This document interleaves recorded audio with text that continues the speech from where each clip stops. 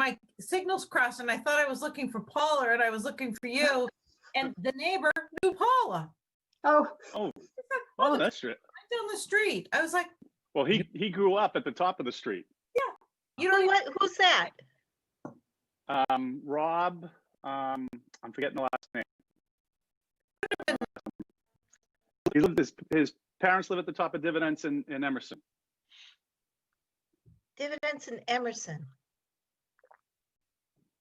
I Huh. forget the last name. I'd have to look it up. hey, Rick. Hi, How are you? Hi, Rick. good. How you doing? Eric, Good. Okay. Now that we have a quorum, Rick, Peter, Rick. Now that we have a quorum, I'm going to call the meeting to order. And first item on the agenda is public comment. I see that Kevin Vent is with us. Kevin, are you here for, did you have a comment or a question for the board? No, I'm a reporter for the Reading Post. I'm just watching the meeting. Okay, great. Welcome. Thanks. Welcome, Kevin. Okay, so seeing no other members of the public, our next item is the town manager discussion with the board. Thank you for joining us tonight, Bob. Well, thank you for having me. It's different to see you not in the command meeting on Mondays. That's right. Yeah. I have a quick thing and a slightly longer thing. The quick thing is I'm extremely happy to introduce Peter Morandi. Many of you have hello to him already. Peter started either yesterday or today as our interim health director.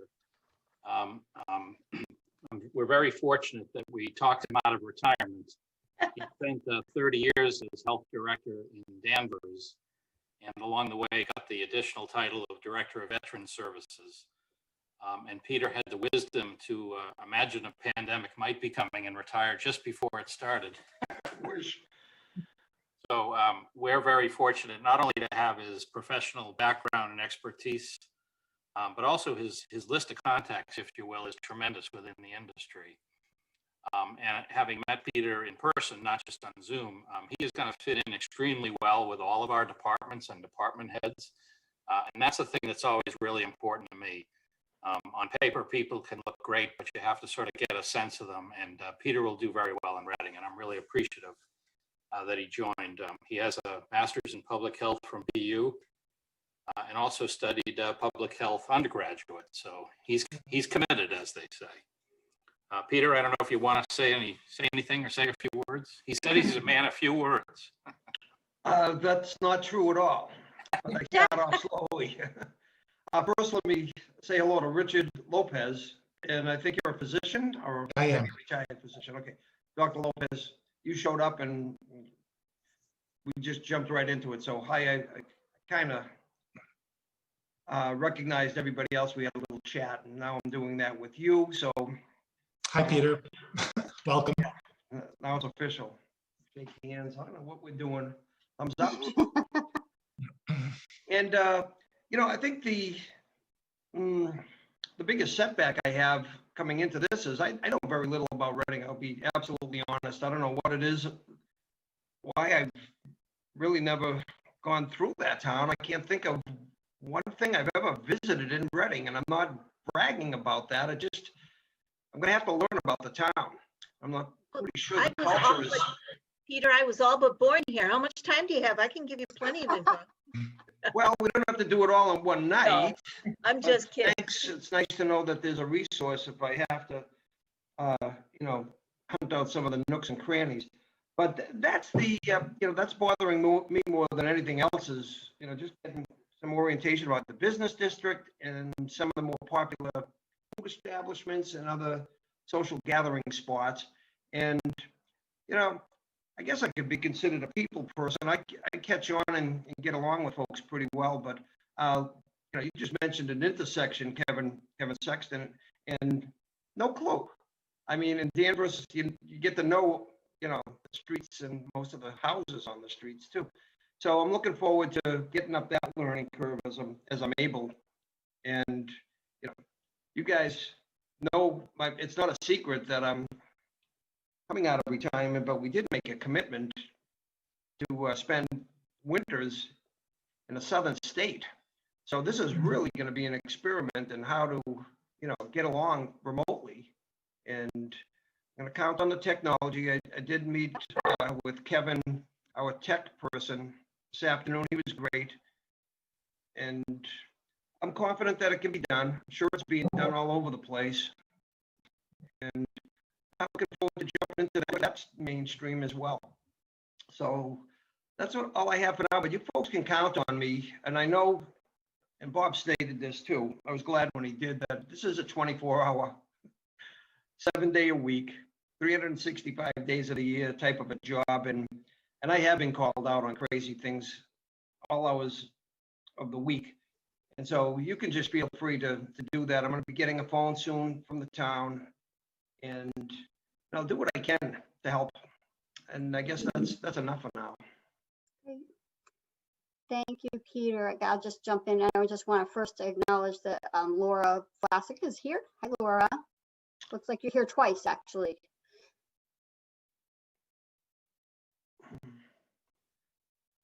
Laura, you remember me, right?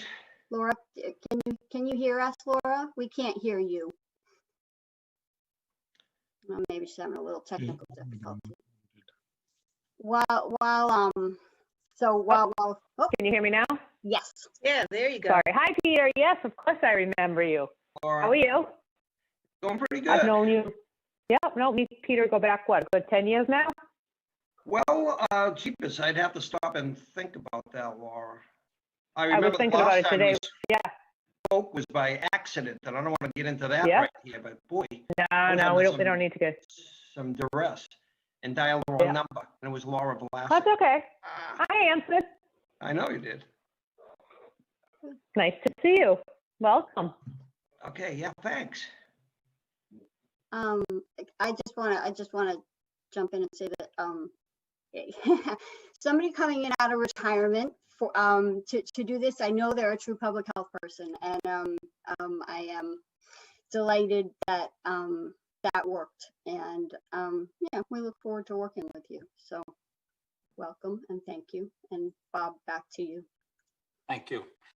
I want to spend a little time tonight talking about sort of the budget process and your budget, just to make sure you really understand. The budget process, typically begins in August, September. And I have to say that even though the pandemic is clearly causing uncertainty, we're still on pretty much the usual annual track. Department heads are asked to put together budgets that come together in the month of November, and I get to see them, and then they go to the select board for the first 2 weeks of December. Exactly what those budgets look like have changed over the years, but the last several years, it's been the budgets that the department heads would like to have, and not necessarily the budgets that we can afford to have. The select board has gotten a benefit out of seeing all the requests, if you will. So this year, we're on track for the select board to meet 4 times in the first 2 weeks of December, with the last 3 meetings being budget meetings. So that's an endpoint by which you will see Jean, as the department head, present a wish list, if you will, budget to the public and to the select board. And I'll back into that shortly. But then from there on, the budgets are then submitted to me, and the select board has a period of a couple of weeks to make comments of what they heard. We like this, we don't like this, whatever their comments are. I then bring those comments together, and our budget process allocates a certain amount of money for all of town government. So I know at that point how much we have to spend, and I see how much has been requested. And typically, there's a few $100,000, sometimes more, to be cut out of what has been requested. And what is requested is quite often more than what is current. So, additional staff, be nice to have this, be nice to have that. Then the school committee votes a budget in late January, and they give that to me. And the school budget in recent years has been balanced. And I'll circle back to what that means. But in the past, quite often it was not balanced, and then it's my job to balance it, put it together with a town budget, and pass it to the finance committee I have by charter until the middle of February. I like to do it a little sooner, so maybe the first week of February or even the turn of the month, if that's possible. And then the Finance Committee used to meet in March to prepare for the late April, May town meeting. A few years ago, especially during the override discussion, the second go round, they started meeting in February, and they found that schedule worked better for them. So that's the anticipation this year. As soon as I can get a budget to the Finance Committee, they will start meeting, and they meet every Wednesday until they're done. And that normally takes 3 or 4 weeks. At that point, they will vote on a budget that could be the same or it could be quite different than the budget I have presented to them. Their recommendation then goes to the town meeting, which is traditionally, again, at the end of April into early May. And ultimately, town meeting has the final say. On the school budget, there's just a single dollar figure and a single line item that is voted, and town meeting or the FinCom or me do not have any authority to direct the school committee or the superintendent how to spend that money. That's their prerogative under state law. But the town budget is quite different. Every department except one has wages and expenses listed separately. And then the facilities department does not make that difference. So that, FinCom and town meeting have a great deal of authority in determining, for instance, how much staffing different town budgets have. So they will vote on a wage line for Jean's department, and they will vote on an expense line for Jean's department. And historically, and as far as I can see forward, everyone will know what that means. We'll know which employees, what raises, and so forth. So that's how the budget process works kind of through town meeting. But now I want to back up and talk a little more about the fall, and especially address you folks. Between now and early December is the time when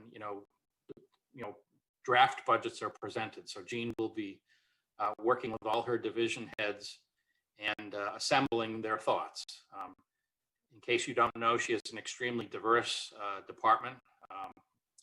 It ranges from veteran services, recreation, and human and elder services under community services. And then community development is things like planning, economic development, building inspections. And then health has always been, it kind of belongs in both halves of her department, which has always been interesting. It falls into the community services aspect clearly, but it also, from an inspection standpoint, falls under community development. So in any event, those are the things she will be hearing from other boards and committees, the staffing desires they may have, the expense items she may wish. And it's up to her to assemble that and present it to me in November. Now, what typically happens, and I don't think this year will be different, is I don't suddenly see budgets at the end of November and be surprised. I work with department heads along the way, so I'm not surprised. But they absolutely have complete freedom to present whatever request they want to the select board. So I would like to, over the next, 6 weeks probably, I would like to either work with the board as a whole by coming to 1 or 2 more meetings, or if the board wishes to sort of designate one of its members to do that offline, whatever the board's comfortable with, I'm happy to work with. You're in a position now where, and I'll kind of backtrack from next year's budget to the current budget. You're undergoing a staffing study, an assessment, call it what you will, of what do you want the health division / department to look like. And I'm very supportive of that, and I very much understand that. To fit into the timeline I've just told you, I don't see any chance that you're going to have a final product ready, to be presented in December, and that's okay.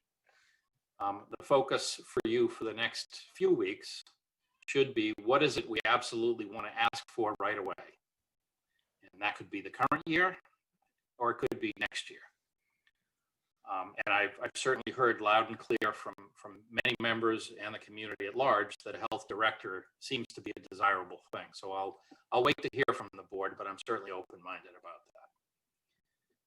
that. In terms of the current year, your budget, and again, remember that Jean's budget has wages and expenses put together. So your health budget is not constrained to only what's in the health lines.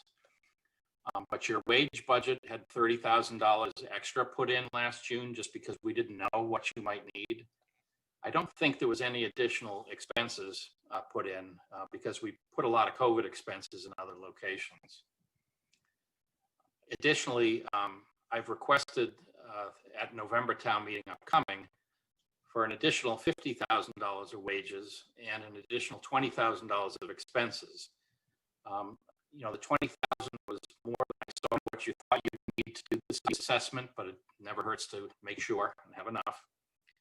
And the 50,000, I don't know what that's for. And I had a very extensive discussion with the Finance Committee last Wednesday. And I was very happy that they were unanimously in favor of both those numbers. But I was a little surprised. You know, for the town manager to come and say, well, I think we need more money. I think we're going to need it on a permanent basis, but I can't really tell you what it is. Normally doesn't go that far with the Finance Committee. But they were very understanding that we're in the middle of a pandemic. You know, there is a lot of uncertainty, and I give them a lot of credit for stepping up to the plate and supporting it. You know, very loudly, I must say, after a long discussion. So I think you're in very good shape for the current year as well as next year, generally speaking. You know, we can't know yet exactly what budgets we can afford as an organization. That will be discussed a week from, I think it's next Wednesday, actually. So a week from yesterday.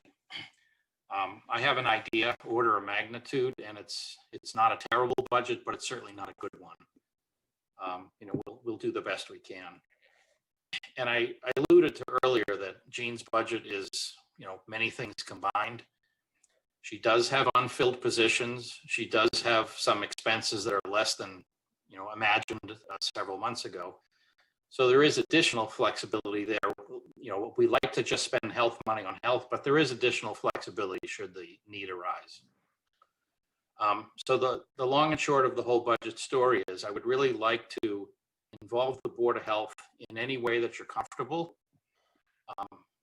Whatever you prefer, and work with staff, work with Peter, Laura, Jean. You know, there's no reason what you prefer can't be shown in December. And then it's my unhappy task to tell you what you can afford. And I'll do that. But I think it's good to throw things out to the community, throw things out to the select board in terms of these are our aspirations. And everyone is going to understand if you're doing a study that comes, you know, again, possibly later, probably later. I've only been through one of these studies before with a consultant for health. I was going to say 5 or 6 years ago. Many of the members, I'm sure, have read it. That was a several month process, as I recall. There was a fair amount of back and forth internally with staff in terms of getting information. So I'm very supportive of your study. I don't want you to rush it. I want you to do it properly. It's not a study to react to the pandemic. It's a study to set yourselves up for the long term. And I think that's most appropriate. In the short term, to deal with the pandemic, you have whatever support you need. And that's across our organization and the school department. There's just no question about that. The schools have been terrific in terms of lending their nurses to us for different reasons. They obviously have a job to do first once the students are fully back in the building. But they're a great partner. You know, we work as department heads in the town and including the schools. We work very collaboratively, which is not true about every city and town. So we're very fortunate that if you could be well prepared for a pandemic, I think that's the most important thing is collaborative relationships, and we have those. So I look forward to hearing from you. Once a budget is presented in December, I probably won't have much to say to you. I'll need to wait until January to really get a sense of, you know, what can be afforded early January. You know, and I may certainly either through a member you pick or come to the board as a whole, give you an idea that I think this is what you can afford. We have not discussed yet with the Finance Committee COVID expenses, COVID-related expenses. I don't know how much we've spent to date. I do know that it's well over $1 million. And we have not discussed a strategy for next July's budget, if you will, and what we might need to do. Naturally, we're all hoping that the, serious impacts of COVID are behind us. And that, we're kind of then in a different mode by next summer, but of course, none of us can know that. The Finance Committee this year and every year has a certain amount of money for unanticipated costs, and that's always available. So if we ran into something over the winter or any time, we can ask them. I prefer to plan even when we're not sure. That's why I asked for the 50,000 in additional wages for you. I don't like to pretend to be surprised. I might be surprised by the exact fact, but if I know there's a series of possible facts out there, I like to be prepared. I've worked pretty closely with the last few chairs. I count Carrie as an honorary chair. And that relationship has worked well. But I'm happy to work with the board sort of more formally as a group if the board would prefer. It's really up to you. I don't want to take your time. I know you have a lot of business. I keep telling Carrie she doesn't have to come to meetings, and she keeps coming. That's just the way it is, I guess. But I'm happy to answer any questions specifically on the budget before I jump to one last item. I don't know if I have a couple of questions. I don't know if other members have questions for the town manager. Go ahead, Carrie, if you have questions. I just have two. I wanted to know about the in terms of the COVID spending. Are you in your strategy? Are you including the available CARES Act funds? I haven't made all those, but yeah, okay. I just don't know where we are with that. Yeah, generally speaking, and there's exceptions to what I'm going to say. We've said that facilities should take care of PPE, centralized, and that's for the town side. It's a town department. And then schools, there's a little bit of a gray area. They have some money in their budget, but they also use facilities. If it's a PPE item in a school building. And then other departments, divisions have smaller amounts. I have a small amount in the town manager's office. I think we've spent $3,000 or $4,000 this year. Greg Burns, as the fire chief, has some. And just to be clear, no matter where it's put, the town accountant and Greg, as the emergency management director, are in charge. Yep. So we did not apply for the first round of CARES Act. And someone that used to work here that works now for the state called us up and said, "What's wrong with you? Did you forget?" I was like, "No, we didn't forget." Greg Burns, as the emergency management director and fire chief, has been through the FEMA expense process for decades. And, when they said apply to FEMA first, he did. And then, as time went on, it became more obvious, well, you're not going to hear back from FEMA and the CARES Act money might disappear. So, we've been ready to and have applied or will apply for the next go round, which is a deadline this month. Reading was allocated about $2.2 million. It's a little complicated because the schools also receive some direct grants. And so I don't know how to speak to those exactly, but right now we do not have $2.2 million in expenses, and we're waiting to see how some of the school things work out and how much, sort of laying in of supplies is allowed. Yep. December 30th, I think, was described as a hard deadline. Anything up to that date was okay. Anything that you bought for past that date was not okay.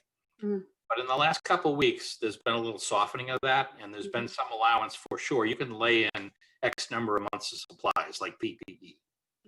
So it's really hard to know how much we'll spend, but we'll take a good bite of it. And I've heard from my peers, they're having a hard time spending it too, which sounds ridiculous. But one of the difficulties is, you have to spend it by December 30th, as opposed to the full fiscal year. Right. And so the concern on the school side and on the town side to a slightly lesser degree is what happens after December 30th. And that's something we've discussed with the finance committee, and we're trying to plan for.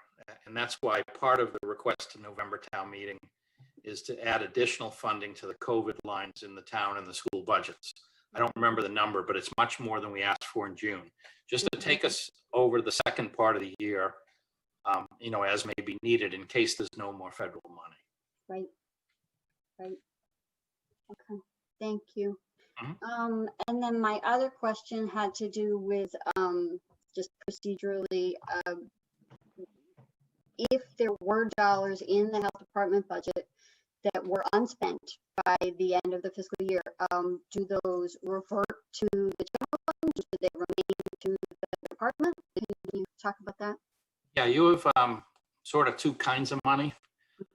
Your revolving fund stays with you. But anything not in the revolving fund goes to free cash from every town department and school department. So there's only certain ways it can be sort of set aside for the next year. The town accountant's in charge of that. As an example, there's certain revolving funds on the schools and the town side where pretty much whatever the balance is you can keep. But in recreation, there's a maximum amount of 5,000 or 10,000. So even if they had a couple 100,000, they just have to cash that in at the end of the year, and it goes to the general fund. That's why it's really good to have a budget that's well known by April or May, so that you can be assured that it's okay in June. You can have July's money. And then, sorry, just one last.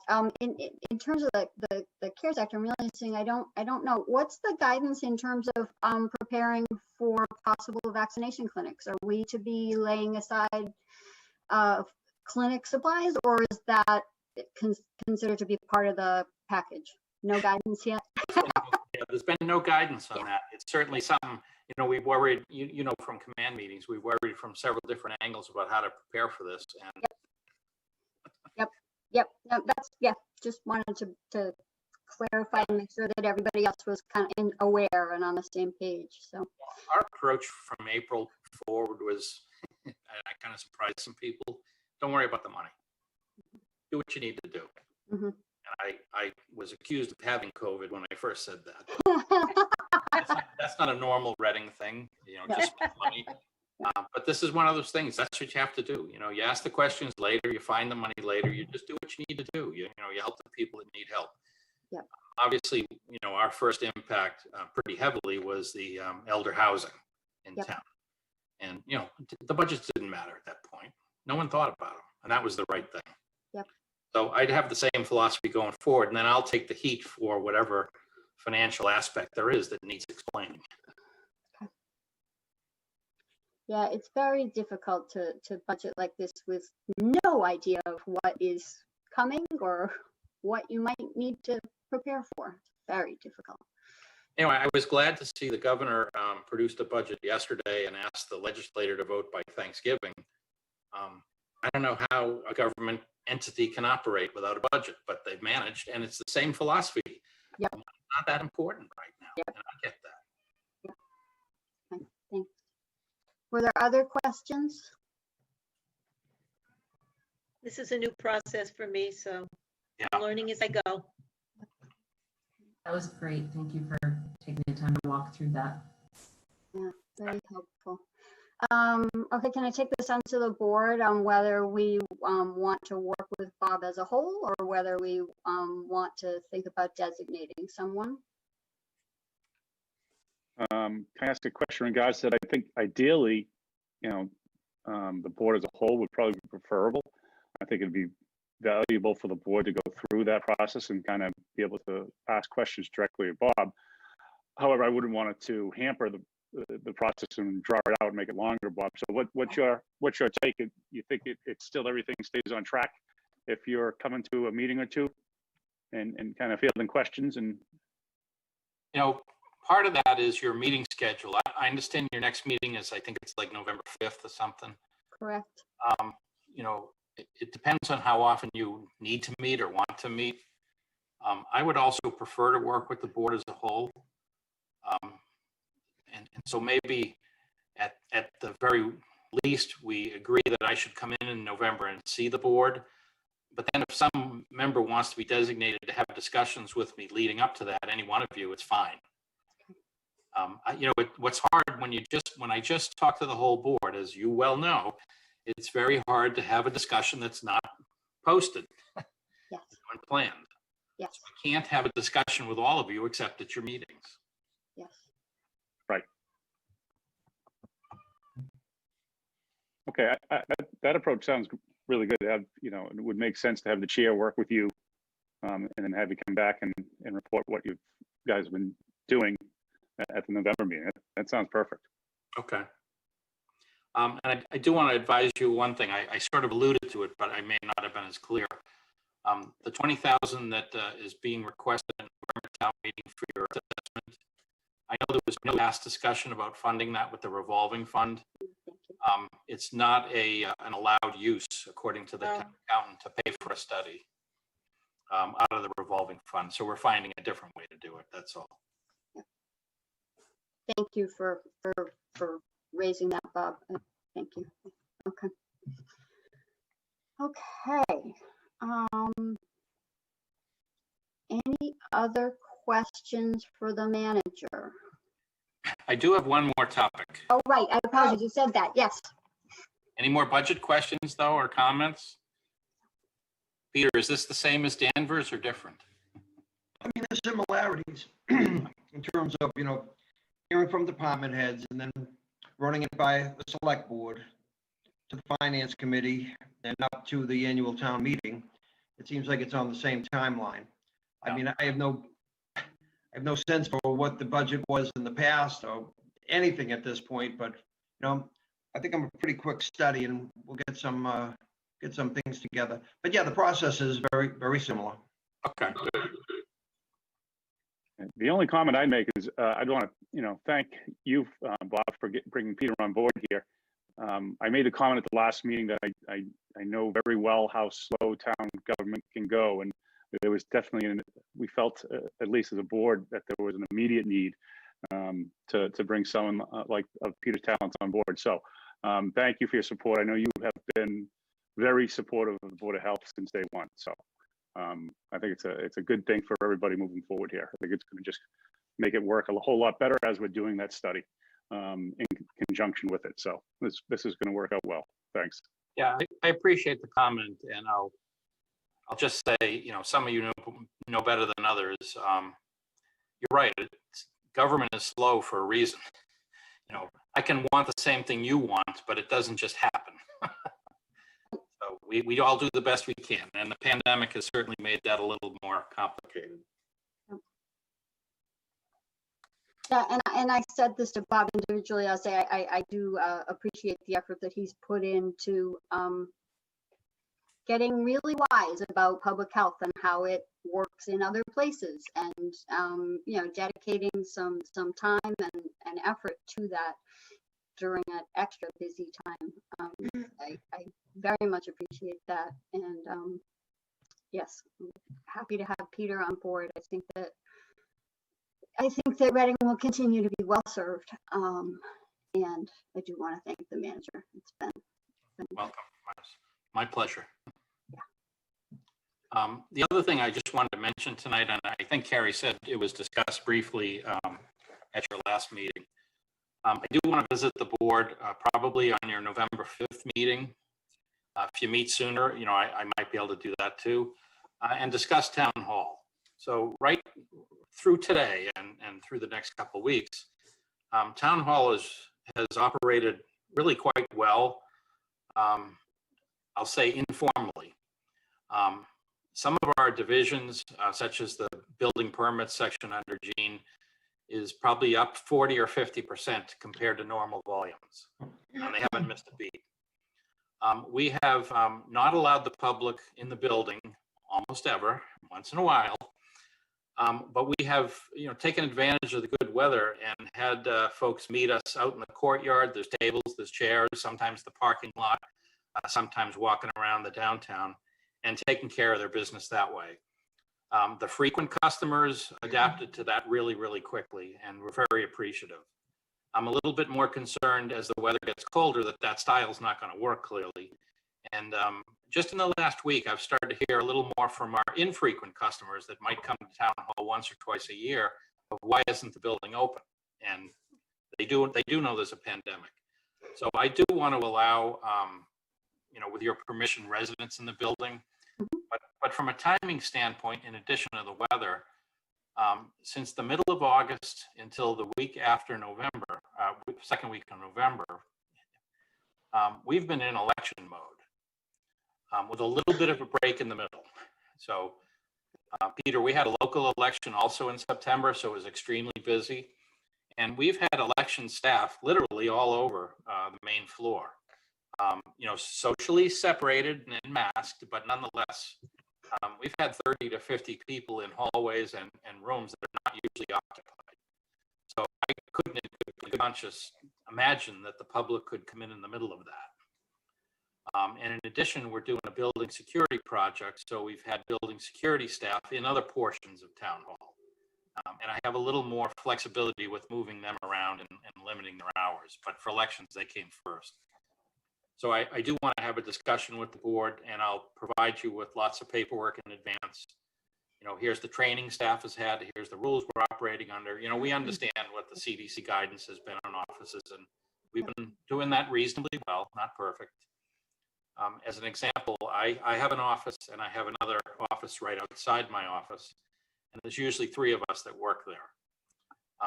We did the engineers did a study of the building, did some measurements, and said, nope, you can only have 2.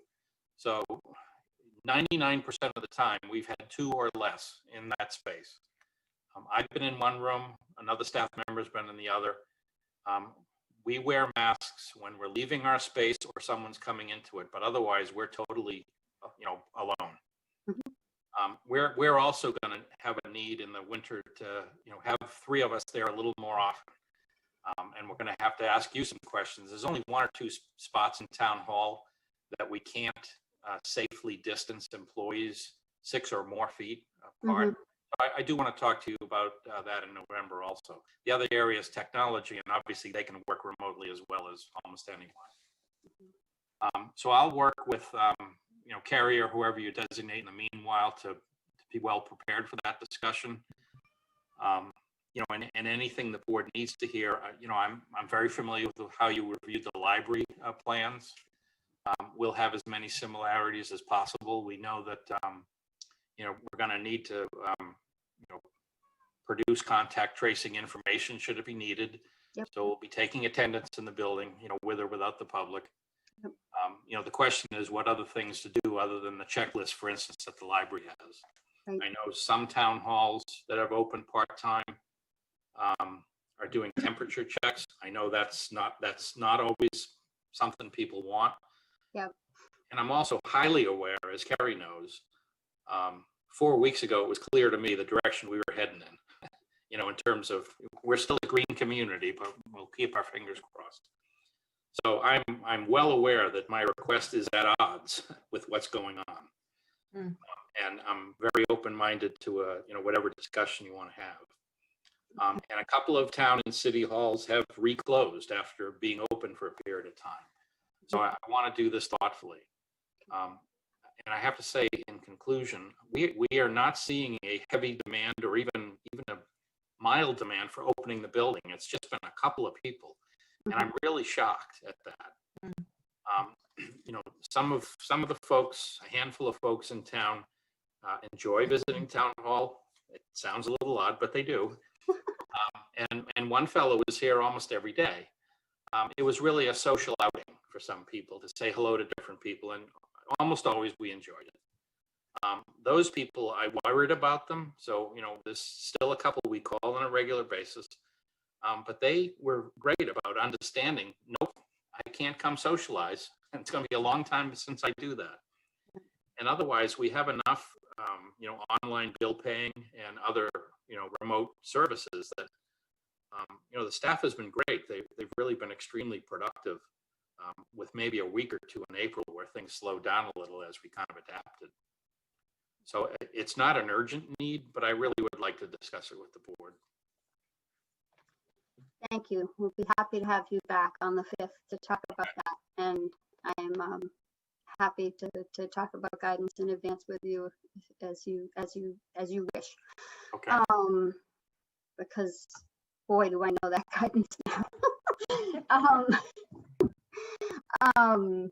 Is any of the guidance changing based on the current facts on the ground in Massachusetts? I know it's all, most of it's CDC, but is Mass DPH thinking about doing anything? There have been updates. So what they did was very thoughtful with the designating step, phase 1, phase 2, phase 3, and steps within. So we were able to advance to step 2.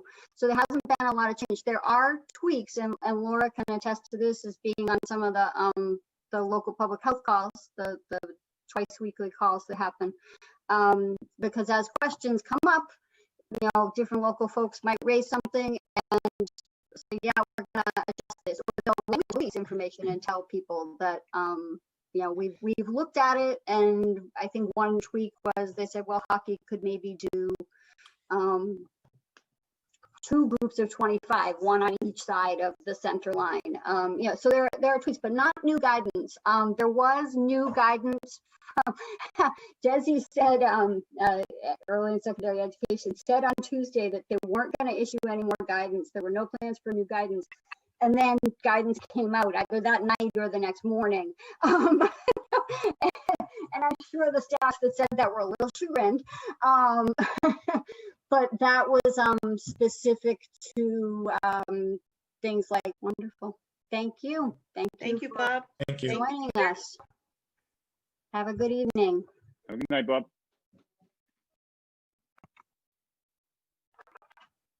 Okay.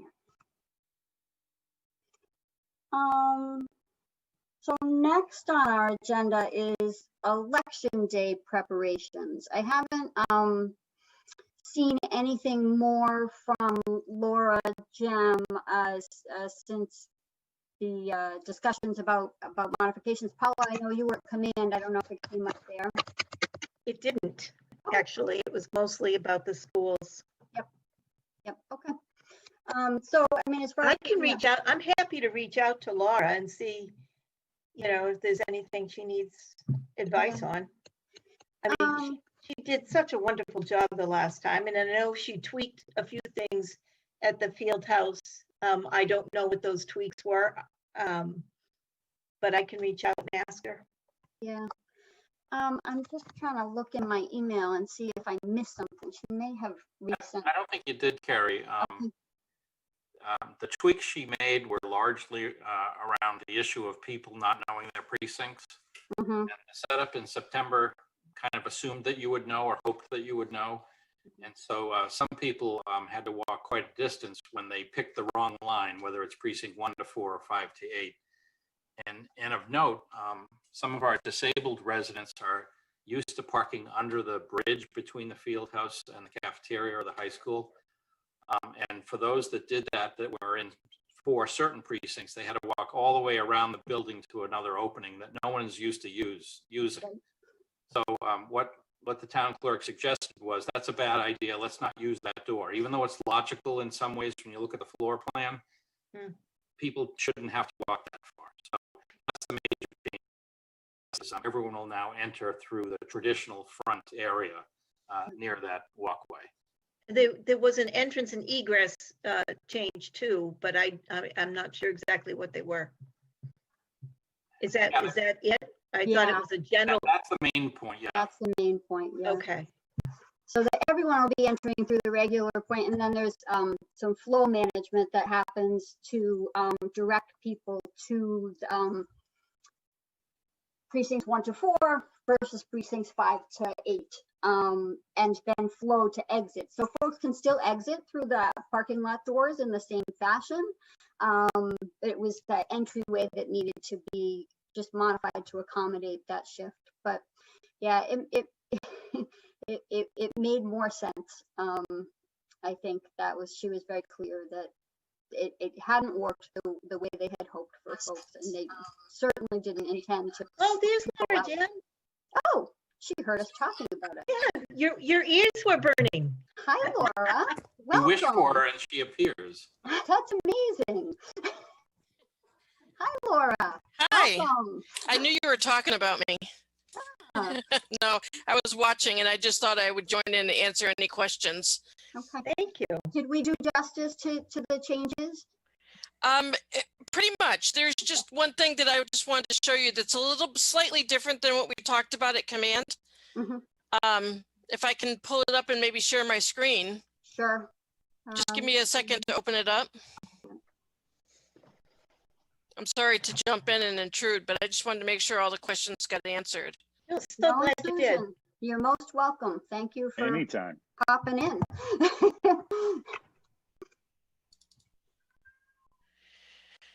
Give me just a second here to find Yep.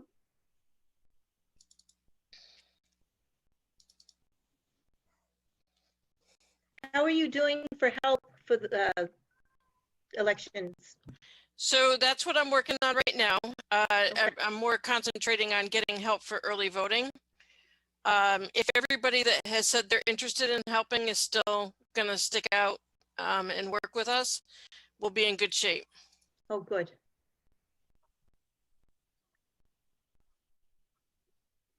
Laura, are you getting a lot of ballots in the mail yet? Oh, yes. Okay, good. Both in the mail and in the Dropbox. Most of it's coming from in the Dropbox, which is kind of cool. Yeah. Okay, do you mind if I share my screen? Not in the least. I think Gina's set you up, so is setting you up so you can do that. She says good to go.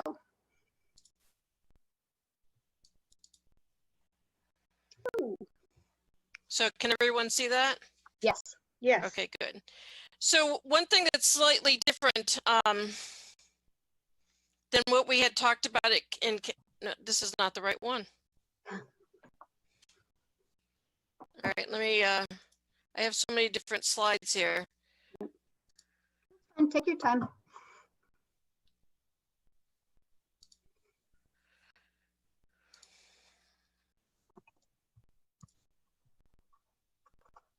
Okay, this is the right one.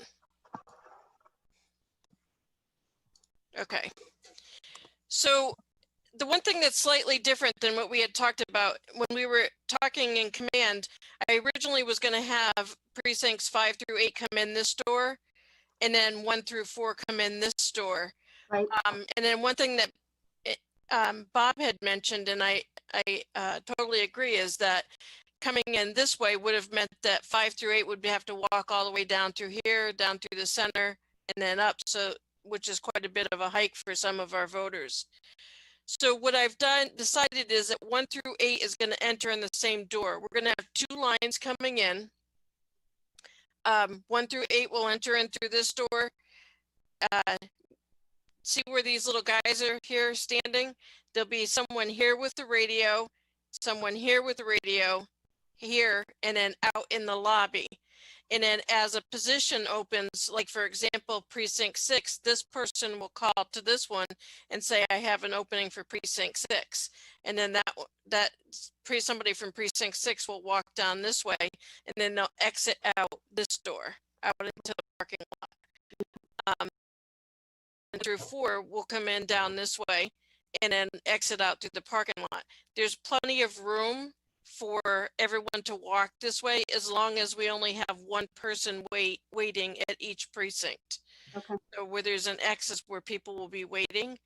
I've also moved, normally we have what we refer to as the information table. Usually it's over here. I moved it down this way because there's a little bit more room, and it gives more room space for social distancing. And then I've also put up these blocking type barricades or chain to get everyone to stop from wandering around. You know, they'll just come in. That was an issue that we ran into, is that once we let them into the field house, they wandered. So this way they have to go in the direction in which we want them to, is the idea.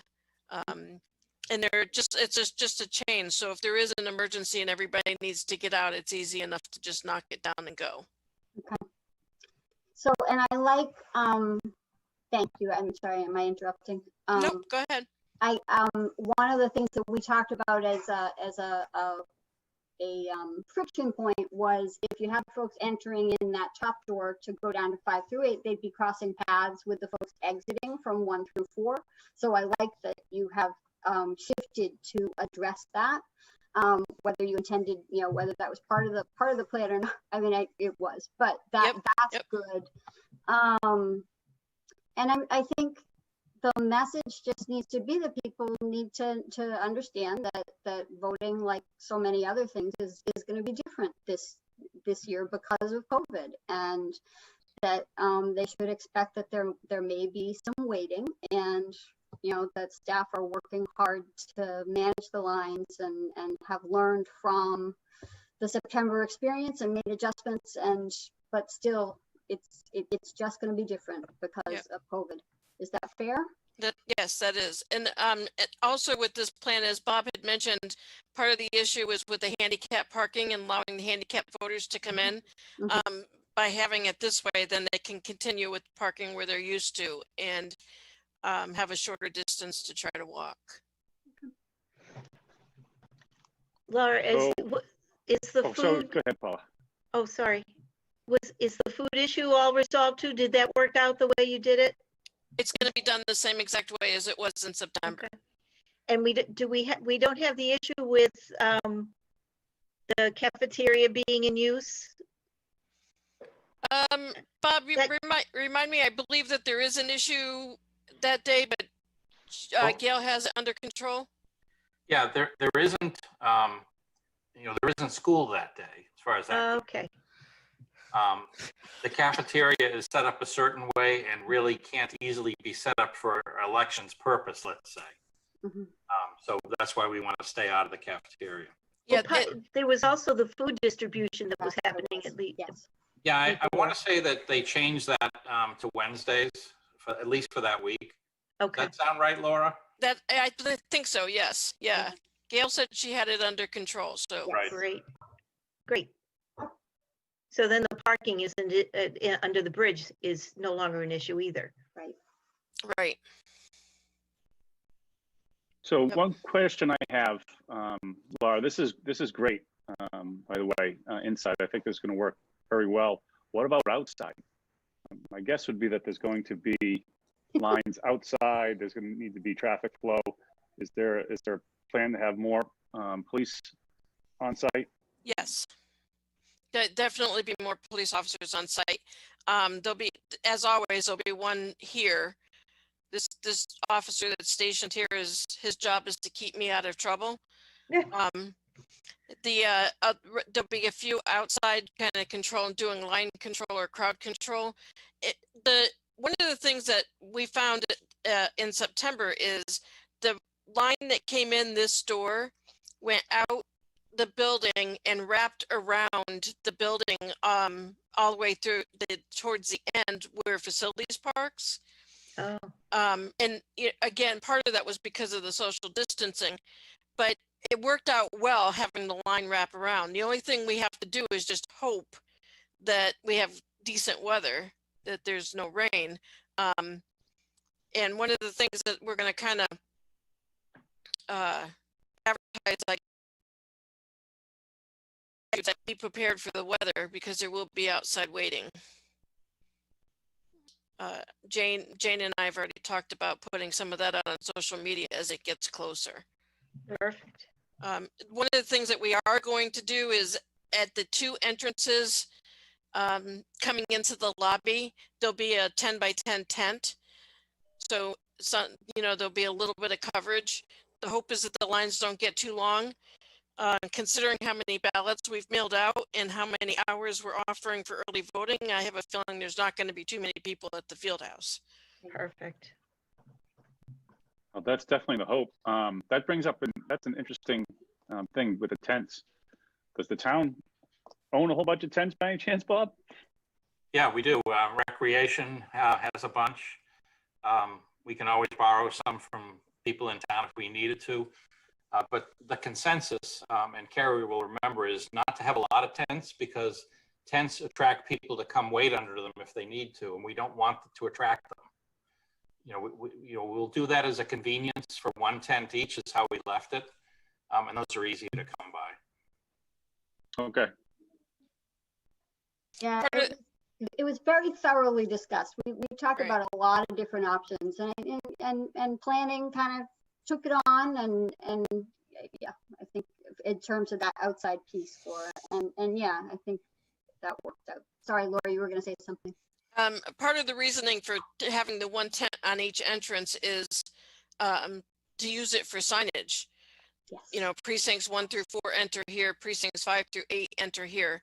You know, the tent attracts attention, and then the signage being on that tent is the hope that everybody will end up in the right spot. Yes. Oh, that's good. Yeah, that makes sense. Yes. And we talked about too, trying some different ways to get people to think about preparing. Also, what precinct are you in? And thinking about it before. That was something, and I said I would raise that with town meeting members to see if maybe that's a way to encourage folks to get ready so that we can try and cut down a little on the challenge that some folks anyways presented when they came in September, because they weren't sure of which precinct they were in. So we did talk about that. So one thing to address that that I don't think I mentioned at command is so we had a table at each one of the doors, and someone was sitting at that table with what's referred to as the poll pad, which would look up the individuals as they were coming in. That's kind of a little too late because they've already been in line. Right. So what I'm going to do this time is I'm going to actually have somebody out at each one of the lines with the poll pad outside, and they can help them look up what precinct that they're in and make sure that they're in the right line before it's too late, kind of thing. Excellent. So that sounds like a good shift. Yeah. So go if everyone on November 2nd would go to bed and just say, talk to the weather gods and say, perfect weather on the 3rd, that would be awesome. Oh, you're asking for a lot in 2020. Oh, this is great, Laura. Thanks for jumping on and showing this to us. Yes. Any other questions? We're good? Let us know if you need help. All right, I will. Thank you so much, Laura. All right. You have a great day. You too. Good night, evening. Good night. I'm going to unshare my screen. Okay. Fair. Okay, great. All right.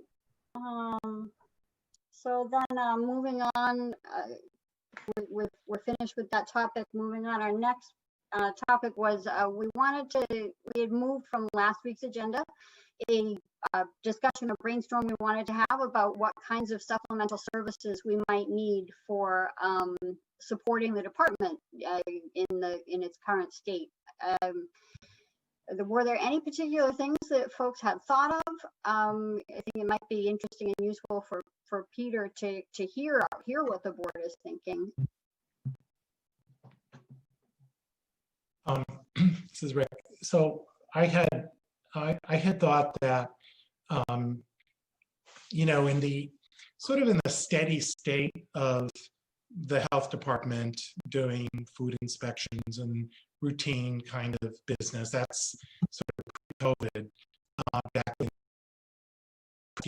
really the extra burden of the pandemic has been everything around managing COVID, which, you know, includes the review of, you know, civic events and recreational events and town hall openings and,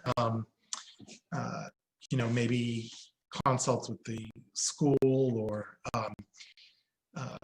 you know, recommendations for new guidance comes out and, you know, we should be taking an action, or even the public communication we're going to be talking about maybe later in this meeting.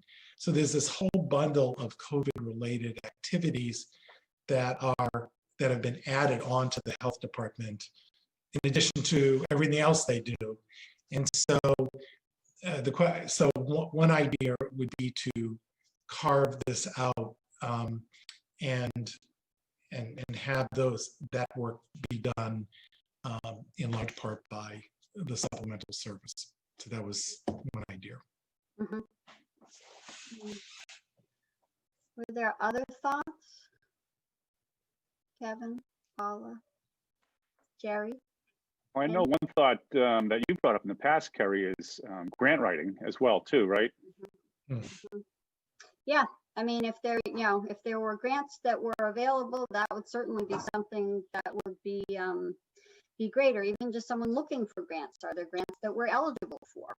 Right. I don't know how that's covered in, if there's anyone that the town works with in other ways, but yeah, and the capacity to do grant writing would be excellent. That's something that we talk about staffing of different health departments. Sometimes you see that they have a very big head count, and they have a big head count because they've gotten some big grants, and the staff are, their core staff, their core services are delivered by folks that are on the town payroll. Sorry, that's not quite right. By folks funded by the municipal budget, but then there are other folks that are funded, supported through grant monies being brought in. So, I mean, that's how Erica McNamara came to the town initially, was through BSAS grants, right? Right. So, yes, grant writing is certainly something. I agree with Rick that the COVID work has been is very demanding. I think the challenge with it, and you'll see, Peter, is that it really kind of touches everything. So that'll be the piece of figuring out what is discrete and what makes sense. But I mean, Laura, the COVID work just sits right on top of the regular work plan, right?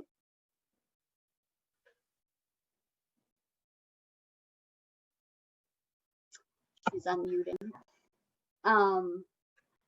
I know she'd say right. Sorry. Yes, I'm saying right. I had to Yes. unmute and you were in my pocket. I'm sorry. And then I had to do the stuff. Sorry. Right. I mean, yeah. So it just is it sits right on top and adds to the existing workload. So, and I guess I'll just say, I know Bob has seen me talk about process a lot. And I think that there's some opportunity for kind of thinking about some systems and process for how work flows through. It's COVID related because that's been the most that I have seen. And I think that, like any new activities, people do the best they can. They figure out something, they figure out a process, figure out how to make it work. But then as it continues over time, it's worth looking and saying, okay, is this the most straightforward way to do this? Does this make sense? How can we help ourselves? And so that's something that I would say is maybe like a spreadsheet of, I've said this before, a spreadsheet of all of the different requests for civic function permits and rec permits and the like, so that we can keep track of where they are and as they're reviewed. That would be a thing. It's small, but I don't think, and I would say, given that Peter will be down in some sunny, warm state, that they may be pieces that if we were to go in this kind of carve out, wouldn't necessarily be able to do. I think there's still going to be, like, for instance, if there's a local complaint and it requires in-person visit to the facility, like the gas station the other day, or it might be, or working with the public health nurse around some contact tracing. There may be pieces that you absolutely can't do remotely, and obviously would be, still a responsibility here in Reading during that time period that he would be away. So yeah, there's some aspect of sort of sorting out what the workflow will be, and what is practical if you're, at a distance. That can be worked out. Right. Sure. Hi, it's Laura. Actually, can I ask a question? Please. I'm sorry. I know you said this at the beginning, but I was just coming in on it. Are you in Florida now, or are you going to Florida? The day after Veterans Day, I'm flying to Florida. But, I'm hearing these concerns and processing them, in real time here. And if there's protocols in place, Rick, I guess I can call you Rick. Everybody else is calling you Rick. Call me Rick. I'm calling you Dr. Lopez here. Then, the follow-ups are important. What occurred when the complaint came in, and let's start the documentation process, which, I'd like to see how that flows. But I think there is a lot that can be done remotely, Yes. short of me actually going out and knocking on the door and, doing either the white glove test or just the inquiries and so forth. The epidemiology, you don't necessarily have to step on nurses' toes. That stuff has been done remotely for a decade or maybe longer. I'm not sure how long. Let's see. We've been doing the remote. Forgive me. The heck time is it? Is it 8:30 yet? Is Jeopardy over? It's like I get foggy here. Help me out with this one, Kerry, where we have the Maven? virtual. You mean the Maven platform? Yeah, Maven. Yeah. Maven has been done that way Yes. for over 10 years, I'm guessing. Yep. And so there's one way to manage the contact tracing, and that, by the way, I think is really important. And trying to, I don't know where we stand with that in Reading. And I think the first time I met with Terry, we were talking about where does the state dovetail in and help us out, and how much we're doing on our own, and we're keeping up with it. So you kind of want to get a handle on that before you start trying to remanage things. Yeah. Yes, we did talk a little bit about the contact tracing collaborative that has that is the governor stood up and funded, and how Reading takes on most of it, is handling all of it now. Was able to handle it all this summer with the support of all of the school nurses, or many of the school nurses who stepped in when they weren't working at their regular jobs. And the contact tracing collaborative, I think Laura, the groups agreed that that is the resource that we will use if there is a need, if the demand outstrips the capacity that we have right now. Correct. Right now, we have all the nurses and myself working on it, and everyone's assigned to a specific day. Yep. So yeah. So I mean, that'll be something for you to get up to speed with, Peter. And then I agree that is something it's easy enough to work on a Maven issue and hop on the phone, hop on Zoom, and work that through. That doesn't require in person. It's kind of amazing how much we are able to accomplish remotely. Not always easily, but with a little bit of thought. Yeah, this might be premature, and I don't want to put Jean on the spot, but I'm finding out just in a half an hour's discussion with a technology department that there's permitting software out there that Jean's very familiar with. I think code enforcement is already using it, and maybe animal control, dog licensing. I don't know if that's underutilized in health right now. It sounded like it was, and we could certainly get poised plug that sort of stuff in. We worked with that in Danvers for quite a while now with some real new technology, kind of like designing it along with the designers, to meet our needs. So I think that's kind of exciting too, and a way to just keep track of who's doing what, when, and to what extent. Mm-hmm. We can evaluate it afterwards too. Mm-hmm. Yeah, we've been meeting weekly, Laura, Daniel, myself, Okay. 2 or 3 people in the IT group, going through painstaking detail on how we can take advantage of our new software and incorporate more of what we do in health in that. So, yep, we definitely would love to dive into that more. That's great. So I'm not sure, Rick, if this kind of addresses some of your, logical concerns. No, it does. And I mean, I'm thinking now that beyond COVID, there could be a potential when asked for consulting help, whether it's permit software or grant writing or suggestions around a particular issue that Jean or Laura might need, or the board. So there could be, in addition to this general responsibility around COVID, which we have to detail, it could be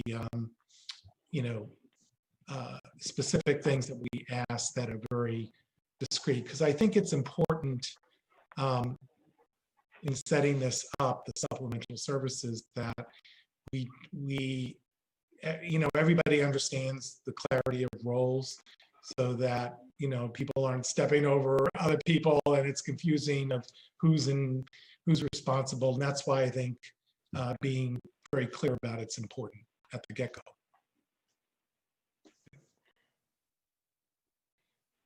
Hi. Peter, sorry. We also have not gone with the electronic food inspections yet. So even though we did, I remember back when when you were starting it, I did all the classes with you to get up and running on that. So that might be something we could implement at this time once you're in and COVID is slowed down. I think we started off with a grant for that too. We got some of these tablets, that worked inside of walk-in coolers and real, other crazy places. We climb around on our hands and knees and inspect, and they were bump-proof and so forth. And it was new, but there was, we were ironing out the bugs as we went along. It's coming along. Yeah. I remember taking all those courses at the same time as you guys.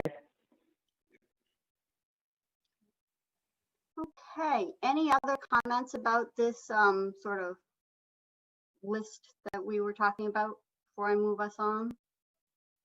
No? Okay. So what would be, let me just say, what would be the next step on this in terms of do we need to, does Jean or need to kind of put together an outline so that we kind of understand, what Peter's going to be doing in the main, not that we can identify every single project, but, in the main, what are going to be his responsibilities that he's going to take the burden off the health department. And then shouldn't we have this kind of outlined a little bit, Jean? So there might be a little confusion, and that, thank you for raising it. This is good. I want to make sure we're all clear. So I understand that Peter has been appointed as the new interim health director to the department. So to me, that's different than a supplemental services contract, but I don't know if it's clearly, you have a different assessment of that, Rick. And I don't know, the answer. Jean or Bob?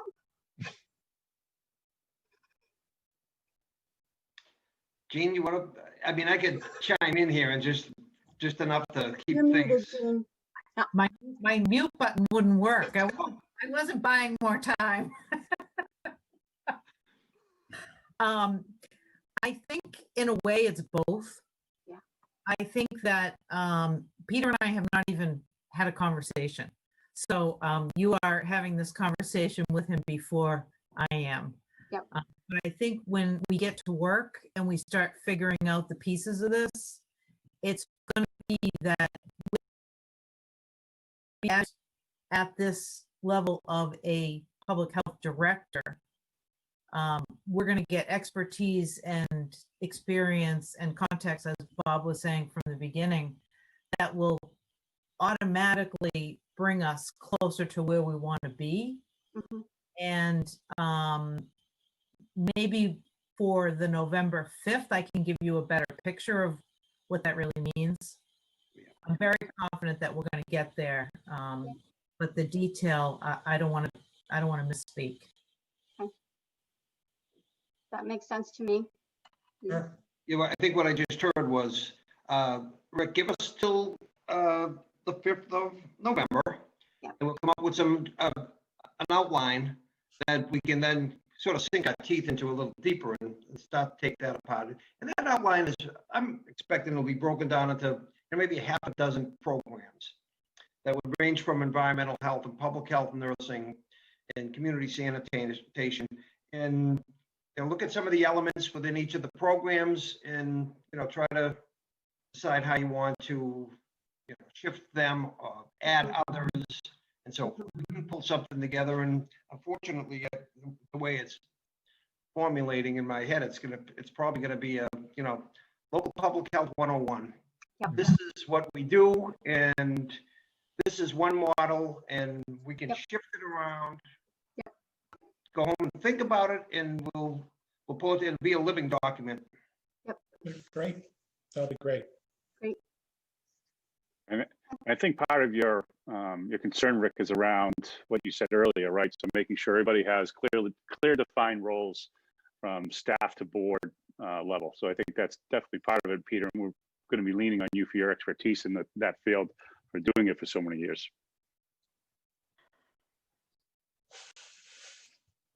Okay. Thank you for raising that, Rick. That was exactly the right question. And that helped us get good clarity. Thank you. Okay. So then let's move to COVID. And we have,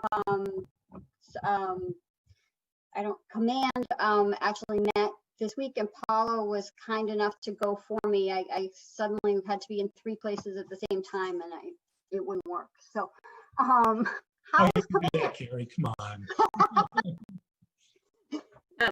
Command was great. Bob was kind enough to forward some minutes. I don't know if everybody had a chance to look at them yet. Yes. Yes, y'all did? Okay. So it sounds like we have a bit of a dilemma in terms of school use of school property for games, recreation, and things like that, as well as the school using their own property for things like drama, band, chorus, and that there doesn't seem to be any good guidelines in terms of some of these events that go on, like games. One of the big topics that they talked about was in interscholastic games, and Reading being a nice green town and playing against someone like Woburn maybe that's red. And how does that, and whether they're guests or visitors, and how all of that interplays. There was a lot of discussion around what the right thing to do is, but not Dr. Doherty didn't seem to think that there was a lot of guidelines around these kind of gray areas. One of the things that they talked about was threshold for shutting down competitions and things like that. When you're going against a community that's red, and they were continuing as so long as they were only in red for the first week, and no known cases at the school. They got into great detail about some of these things. If they would cancel any games if someone's been in the red, if the opponent has opposing town had been in the red for 3 or more weeks, they wouldn't play. They wouldn't allow spectators in red communities if they can, but there's difficulty managing that. Yep. You can post signage, but controlling it would be difficult. Right. Gail Dowd, I think, said something about using lanyards so that they could, if the color of the lanyard would tell people how many people were there and from which school. The issue of the towns with colleges in them and Middleton with the prison, and them being coded as red because of their confined spaces. Population that there's no way is going to infect other people. Yeah. So, and they discussed how difficult it was to enforce a lot of this. Yes. Very challenging. Yeah. And then recreation was also came and was looking to see if they could rent some of the school spaces for some of their events, but the school was not even allowing some of their own events to take place, so they didn't feel like there was a lot that they could do, although they are looking at Coolidge as a possibility. Okay. So there was a lot of back and forth discussion about these kinds of things and trying and how it affected other departments because they'd have to have somebody, a janitor there to clean up and, Right. and how to keep everything COVID compliant. Right. I'm looking at some of the other.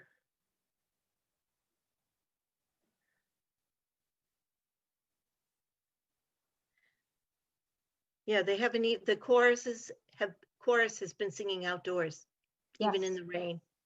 Yes. I mean, difficult times for everybody. Yes.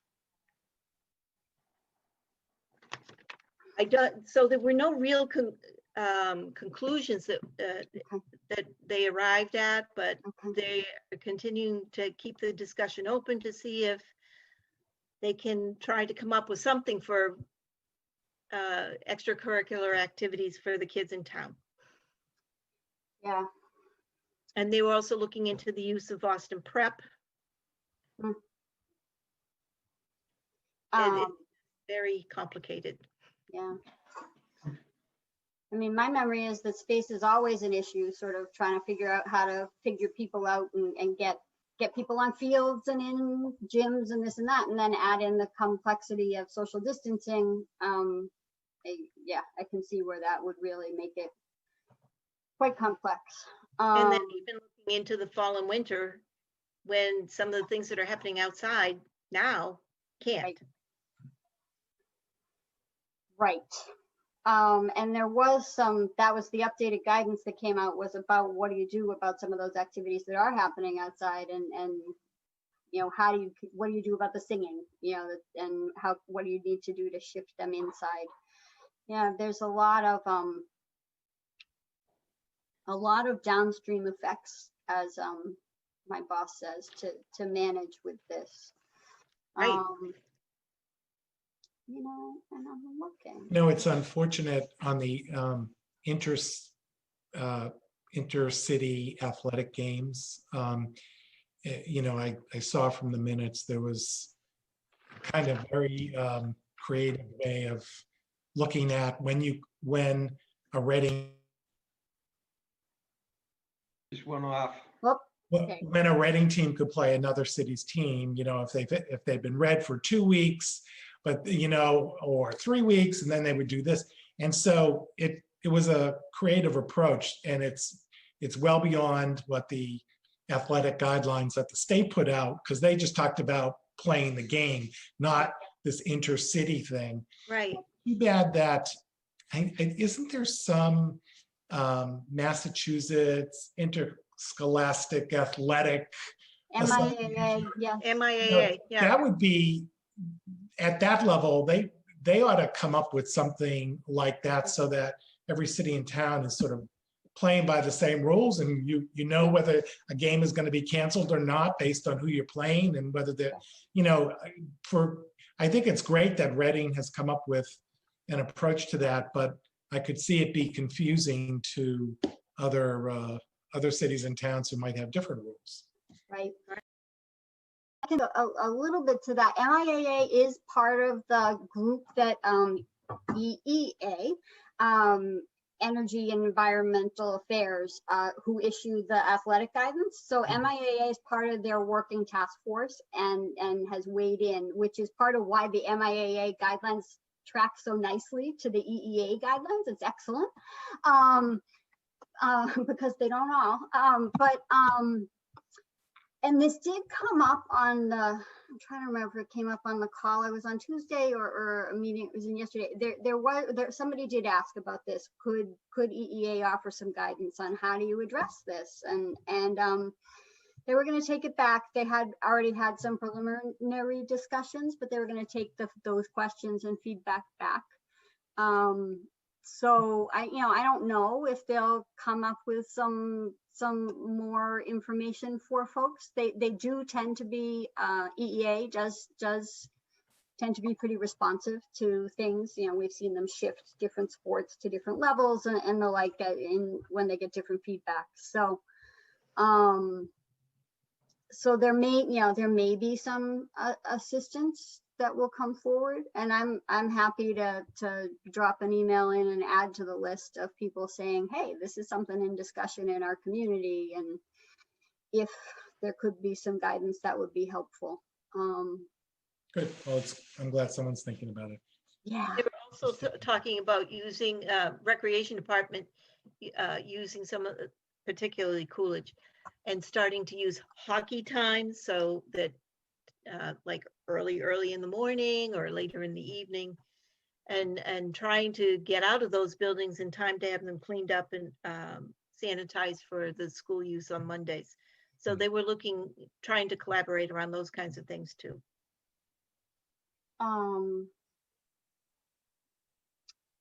Okay. And then I'll just add on COVID. So this topic came up on the local health call, and that was good. And then also I attended the Mass Health Officers virtual conference, their first ever. And the session yesterday was a session with the state epidemiologist, Dr. Katie Brown. And she talked a little bit about some research that the state EPIs have been doing in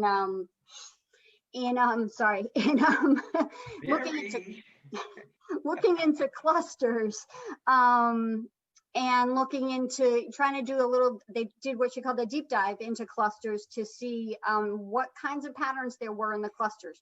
So a working definition of the cluster is 2 or more cases that track back to the same site within 14 days of each other. So, and 2, she acknowledged it was a little low, but as they worked with the data, it was appropriate for what they had. There were some very impressive slides, which when I get them, I will forward to the board if folks are interested in looking at the data. But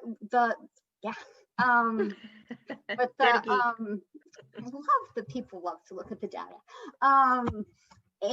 But so what they saw was that the highest by far of clusters were with household transmission, which is what we've seen in Reading here. You know, we've been talking about this. And then the second highest was long-term care facilities. And, you know, they had like a congregate housing category, but they broke that out specifically to try and get the patterns, and long-term care remained at the top. So there's some research out there talking about whether you can be gauging your response based on presence of clusters. But what she said is that the way the clusters are presenting in Massachusetts, at least right now, that kind of response our data doesn't lend itself to that. There may be other states that it works that way, but we are not patterned that way right now. They'll continue to look at it, but I was glad to hear that they were considering it and talking about it, and you know, had taken into consideration that question of should you be targeting your response based on cluster locations as opposed to broad brush things. They're very attuned to that. So that was interesting. And they didn't they're trying to have it not be a COVID conference because the local health workforce is pretty COVID overwhelmed, and they wanted to hear a little bit. So there, we talked about that. And there's a survey that I am also going to forward to folks. There's a survey that's being distributed by the Department of Public Health, and they're asking for broad dissemination and take up. It's about the impact of COVID on people in the Commonwealth. And it's anyone who I think is 14 and older, or 14 and older, I think, can take it. They're really encouraging distribution. They really like to see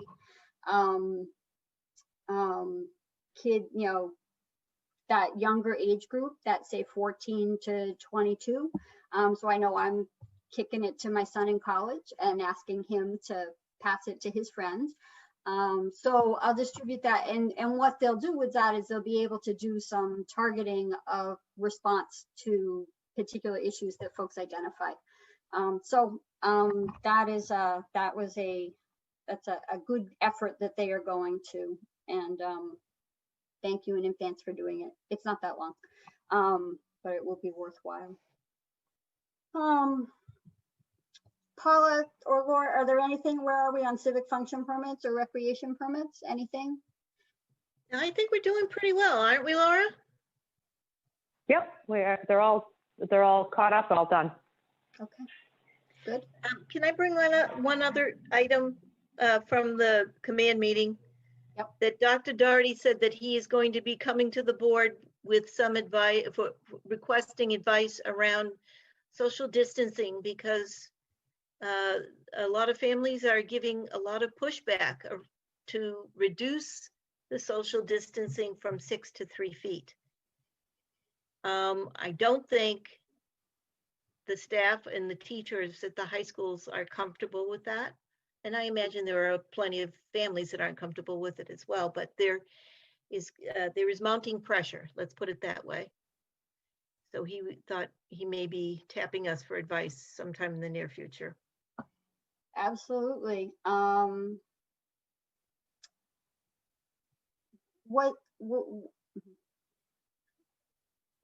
wondering, I'm trying to figure out how to formulate this. I'm wondering, was that sort of a general question, or were there particular activities that folks were?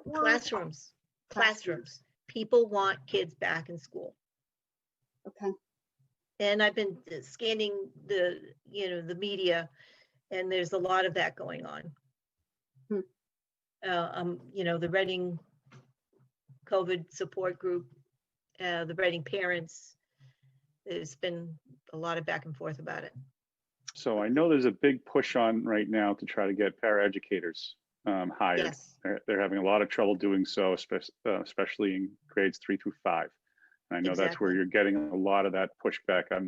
I've talked to people, I've been watching the chatter as well. So I'm assuming it's around that.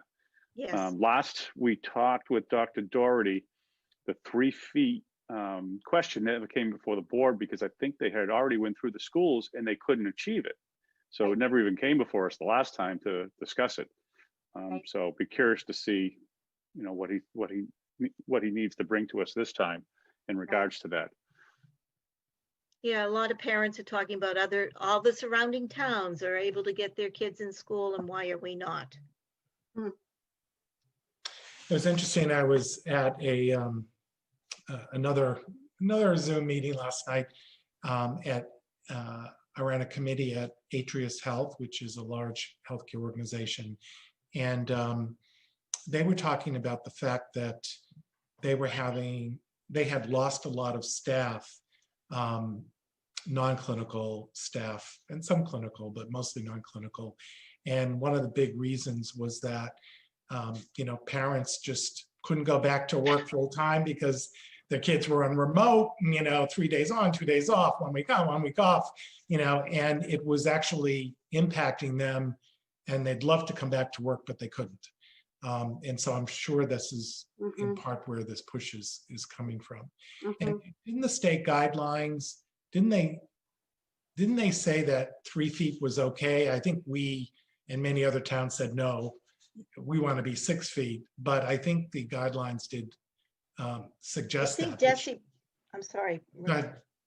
No, I think Desi put that out at one point. Yeah. You're remembering right. The DESE guidelines actually did say 3 feet. That 3 feet would be permissible. They based that on guidelines from the American Association for Pediatrics, who were in support of 3 feet, their priority being having students in school. I promise you, it was a heated discussion on the local health calls, talking about, well, how do we, how do you reconcile state guidance that says 6 feet with DESE guidance, GPH guidance that says 6 feet with DESE guidance that says 3. And there was some discussion, and so, well, it's permissible. 6 is the preference, but 3 is permissible. So I don't know where other schools are in terms of how many of them chose to implement the 3 feet settings. I know, I don't know. There's more I don't know about this topic right now than I do. I clearly need to do some homework.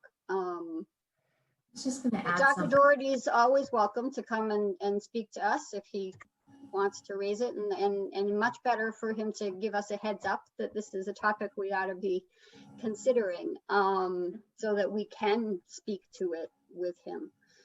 So it sounds like we have some, who are you pointing at? Derry. Huh? Derry Me. wanted to say something. Oh, sorry. I'm like, Kevin's pointing over there. And I'm like, no, who's behind me? Sorry, No, it's just- Jerry. Hi. Sorry. Hi. So I was just going to say what I think Kevin said earlier was, if my memory is correct, that the 3 feet would have been, I think it was discussed, but because they couldn't bring all the kids in, Mhm. I think the goal was, to split them in 2 so half could go back, or if they could do 3 feet and bring everyone back.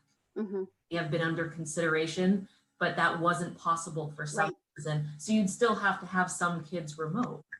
Right. You know what I mean? Right. Yeah, I don't know how they are. I will be interested to hear how this has become an issue again, and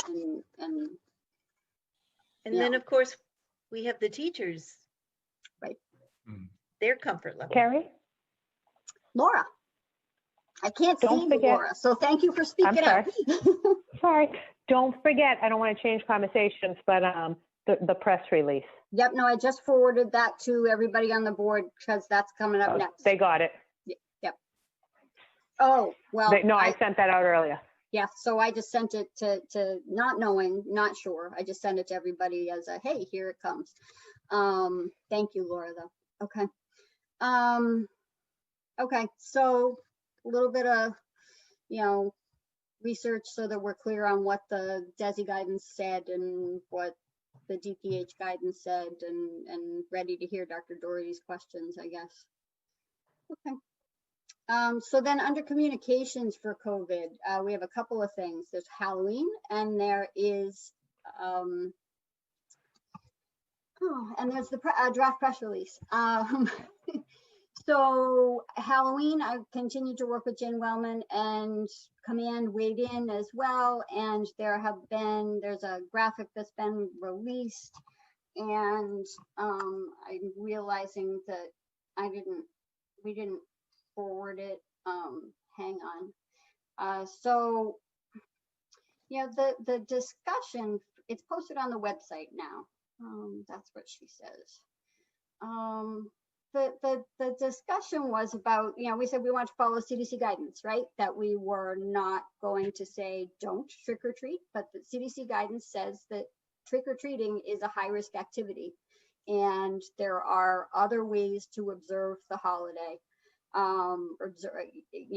Observe it. And I think there was some messages about, uh-oh, where'd y'all go? There you are.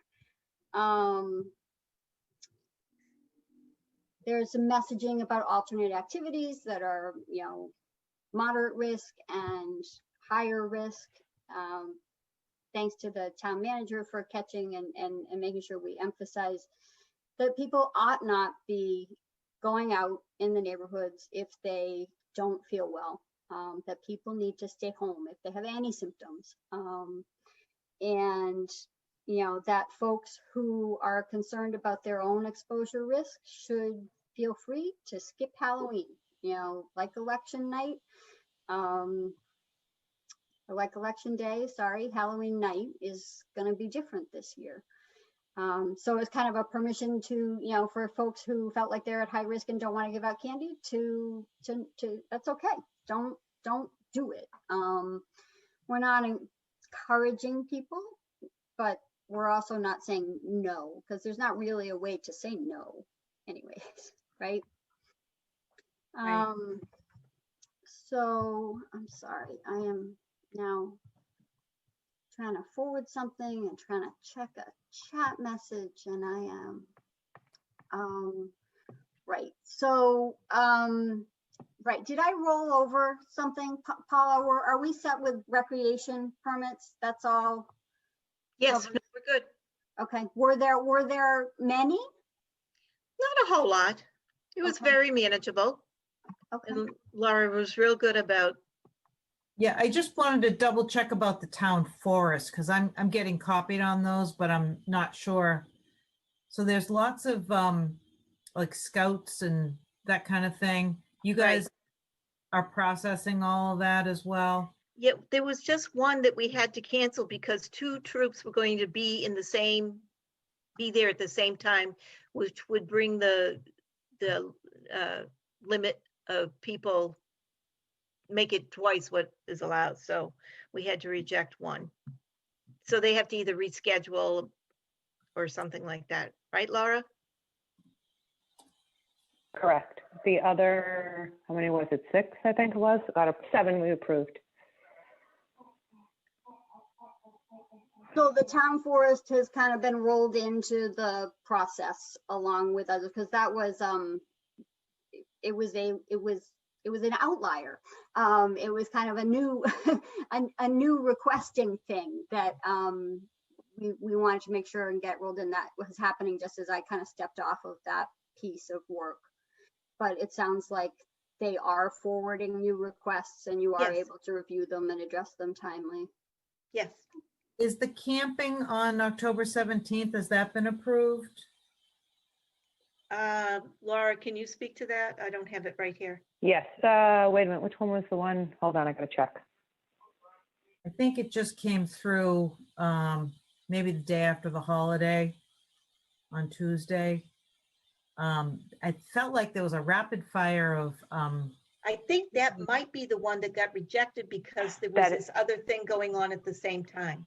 okay, That's the one that got rejected. They all came in the same day and we already finished them all. great. Yeah, so the Halloween piece, Jean, I don't know if you have the town website up. If folks want to see, it's right on the front page. We linked to the Halloween guide, the CDC guidance on the coronavirus page, but then Jane placed make trick or treating safer right on the front page of the town website. So that's available for folks.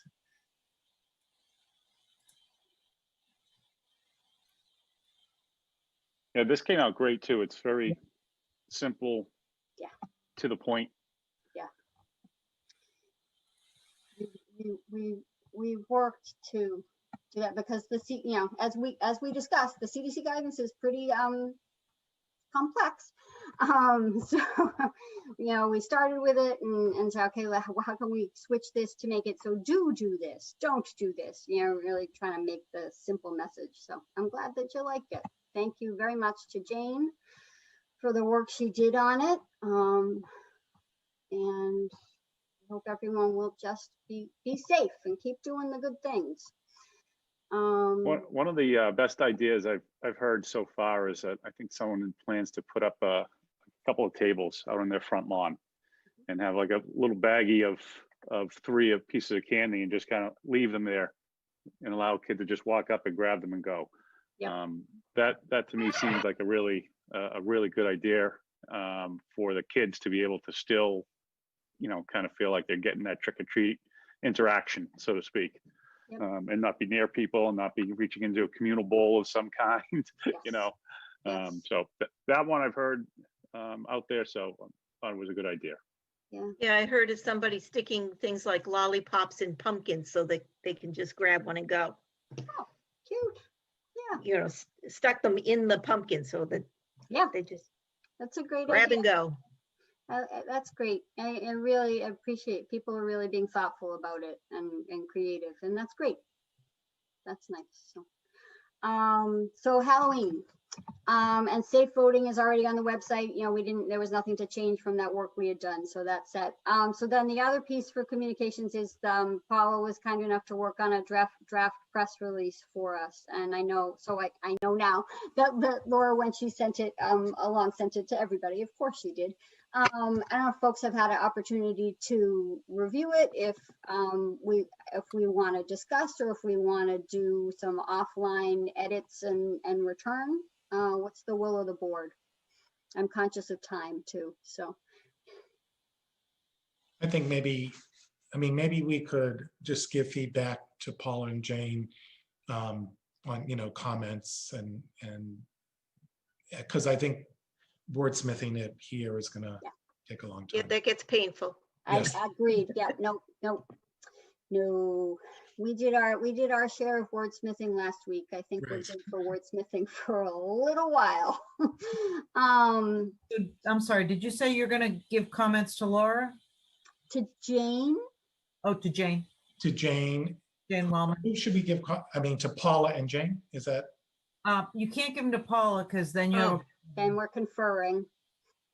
But you can give them to Jane and tell her that this is, okay, for her to work with her. Yeah, it's clunky. Yep. Yeah. It's definitely clunky, but okay, so we'll all agree that we're gonna forward comments that we have to Jane. to Jane. Okay. And is that something folks can get to by the beginning of next week? Is that reasonable? Yep. Okay, Yep. great. Thank you. At one point you said, Carrie, that it needed to go before command. Well, it will. Okay. Yeah, so I mean, yeah, and Jane's good. She knows. we don't just release stuff, so she'll catch it. Yes, you're right. It will. Anything that's COVID related has to go with command. So I mean, we could certainly share it with command. I don't know. Maybe we should take our first approach and then share with command. Right. Makes sense. Okay. All right. Anything else about COVID? Peter, do you have any questions about what we're doing with COVID particularly? Or I think you just asked a big question I yourself. know that was like a huge garage door that I just opened. It's all right. You don't have to, but I didn't know if there was, something. I'm reading the minutes that are posted online and Yeah. Gene said it best. We haven't even met and started talking about it. So Right. let's sift through it. That's fair. Just didn't want to ignore you. No, thanks. It's good. Yeah, and feel free to reach out to any of us, Peter, if, questions, we'll happily get you up to speed as best we can. Yes. We appreciate you being on board. Well, I Absolutely. keep hearing that, and I wonder and I'm hoping everybody's, kind of prepared for some, real frank discussions on, what we really need to get done and then how it can expand from there. So, yeah, thank you. It seems like a really dynamic board. I'm looking forward to getting your thoughts and sharing them around and so forth. So I'll be in touch, but I really want to start at a nucleus, and that's Jean. She's my immediate supervisor, and let's let it work out. And you folks have a particular role to play too, and I'd like to try to define that as succinctly as possible. Mhm. So we'll get there. Yep. And Sounds quickly good. too. And I see one deadline that I'm focused on right now. It's November 5th. And we'll have some documents out before then so you can prepare your thoughts for when we do meet on the 5th. And then that's probably going to come up quicker than I can believe. So. and we also have the minutes on the 5th too, so. Yes, that's going to be a busy meeting. We have the minutes on the 5th. We have, and I have a draft agenda for that date because I've been trying to keep track of what we're up to. We have the minutes. Now we'll want to add possibly Dr. Doherty. We'll have a discussion with Peter and Jean about work. And we'll have the agent report because it's the first Thursday of the month. We'll have COVID. We may have, will we have results? We will have just gotten results from that, from the issuance of the request for quotes. Sorry, losing my words. yes. So we'll have, I mean, I don't think there's going to be a lot of time, a lot of discussion, but it would be good to acknowledge, did we get any responses, how many, and then the committee will meet to review. So the subcommittee will. So, okay, so yeah, that will be a busy meeting. Everybody be ready. Indeed. So, The town go ahead, manager Gene. coming back. Yeah, the town manager's coming back with lots of stuff too on the 5th. Yes. So in light of that, I'm jumping ahead one topic here. Do we want to start at 6 o'clock that night? I was just gonna say, do we want to change the time? I don't know, is 6 o'clock agreeable to people? Does that work for Fine people's with me. schedules? Fine with me. I mean, Okay. Does that work? I think that's a great suggestion, Kevin.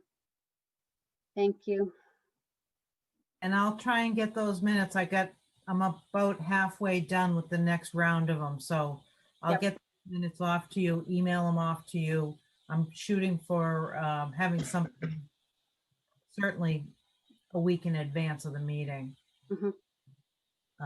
I know we don't want to bombard you with all kinds of emails, so Peter and I'll work out the best way to cohesively get you the. That's okay. I mean, if we can get the minutes in the same, same approach that we had last time, that's half, That was that's so half the smooth. battle. Yes, that makes it very easy. The editable format? Yes. Okay. Except for me. Oh. That doesn't work. We got there, Paula, right? Yeah, we did. Yeah, the track changes made it really a smooth Yeah. process, I felt. That went well.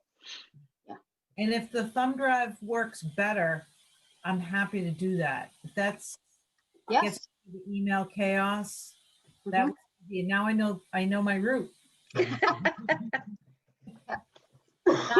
I love the thumb drive, and I'm happy to drop my thumb drive in the Dropbox if that will help you. So with an envelope and. We have a bunch of them. Okay. So we can cross T's and dot I's later, make it Okay. nice and simple. Yeah. Okay. All right, so we'll be ready for that. Okay. All right, so since we're on this topic, so our next meeting is November 5th, and the following meeting by our schedule would be November 19th. Staying to a rhythm of the first and the third Thursdays of every month. And command will be the Monday preceding.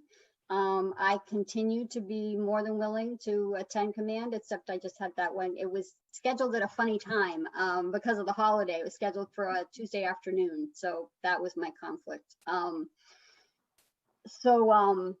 happy to continue filling that role for the board, and until I hear otherwise, I'll do so. I think the select board meeting, there's a select board meeting coming up, and they like to have somebody do an update as well. So we'll have to think about who wants to do that.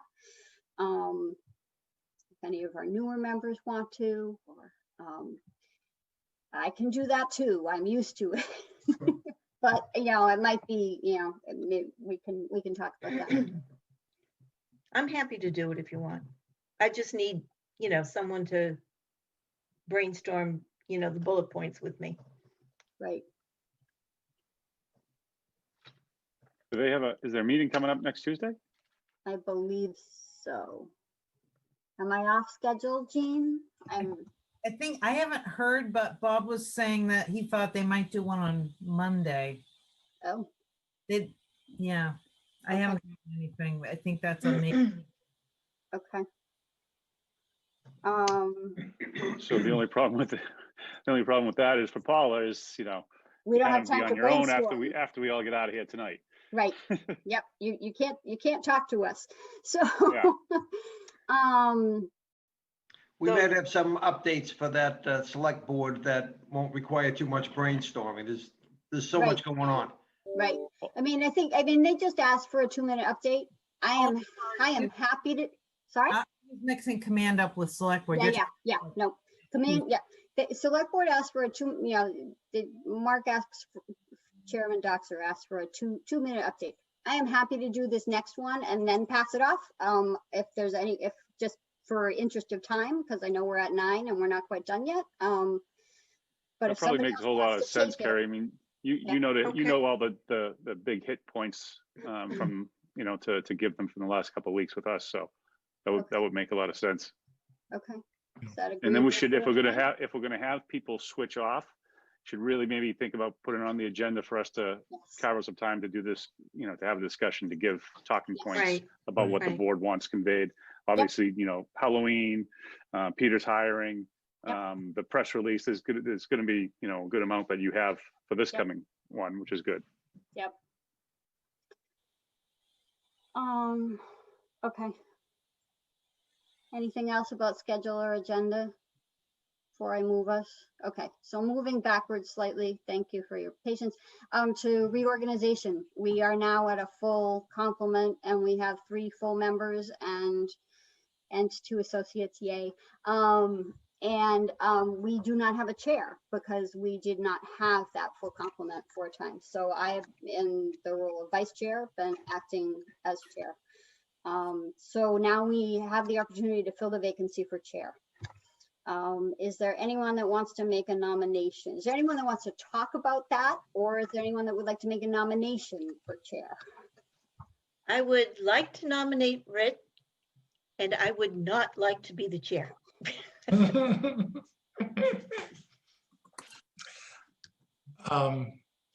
I would be happy to be the chair. I think it would be a challenge, and following in the footsteps of Carrie and Eleanor would be even more of a challenge, but the group is very supportive, so I think that would be good. And I'm presuming Carrie would remain the vice chair. Is that maybe? No. I would like to, if that is the will of the board. Don't even need to be voted. You've already been voted in. Okay, Absolutely. yes. And I don't know It how does- we, That nomination does need a second, though. second, thank you. Thank you, Kevin. Roll call. Roll call, right, roll call. Carrie, yes. Paula, yes. Rick, yes. Congratulations. Congratulations. Congratulations. Yes. Okay. Well, I'm looking forward to it. And, you know, it looks like the next meeting, we've packed the agenda, so it's trial by fire here. We have. That's So good. I do have that draft agenda, Rick, that I will forward to Laura, who will forward it to you for your consideration and review, and then you can work with Laura on posting and the like. Laura and Jean have been instrumental in making sure that we get posted, and Laura Gem. So I will share that, and I'll share, you know, I'll share some timing tips that are not conferring points, but timing things that I follow and the like. Okay, So that would be helpful. yeah, And at And some it's, point, we should bring back to Bob that he made a comment about potentially changing the charter so we could have 5 full members, and then yes. we could actually talk to each Talk other to each other. Yes. offline. I It know. would be nice. I was just going to say that, Rick. Thank you for saying that. Yep. That would be good. And I did, the statement that I forwarded to all of you last week after after Ann, my God, Landry. thank you. I was gonna say Landers and that was wrong. As Ann Landry, as our liaison, had asked me for a statement, so I forwarded that I blindly, just here it is. Ann reached out to me today and asked if that could be included in the select board packet so that everyone would see all of it. So that message will be received by them. And yes, we definitely, there's some work that has to get done to make it happen, but it really would be helpful. So, I know we're past time, but I want to say thank you to all of you for the support while I have been filling this role. You've done a great job. Yeah, you Thank you. really Great have. job. Great job, Carrie. Really have. Thank you. Thank you. It's been a pleasure, and you're absolutely right, Rick. It's a very supportive group, and I really appreciate all of you in the ways that you've backed me up and supported me and corrected me, and you know, we work well together, and I really am very appreciative of each of you, and excited to work with our new chair and look forward to supporting him. And I see JT. Does he know when it's the end of the meeting or what? It's bedtime. Hi, guys. Why- There must be something in my voice. Oh, Jean has something for us. I just wanted to ask if you wanted to do a motion about the discussion on the recommendation on the charter. Oh, thank you. I think that's Yes, sure. that idea. And then this under COVID other, if you wanted to take a vote to somehow appoint Peter as an agent of the board, those Thank you. things maybe. Yes, thank you, Jean. Again, and right, see, I'm thanking the board members and I'm not thanking staff. I am seriously remiss. Thank you, Jean and Laura, both for untold amounts of things like, just like that. Thank you. Okay, so entertain a motion to ask the select board to consider the Board of Health's interest in increasing their number to 5 full members. Did I say that right, Kevin? So, yes, but the question I have is, there's already an instructional motion in front of the select board to do just that. The motion you all probably should make would be more in support of that instructional motion. All right. Would make more sense rather than asking it twice of the board. Thank you. So, Kevin is our parliamentarian. We're very grateful. But Bob's about to correct me. Oh, wait. I'm back. I'm actually doing other work, but I was listening. Huh.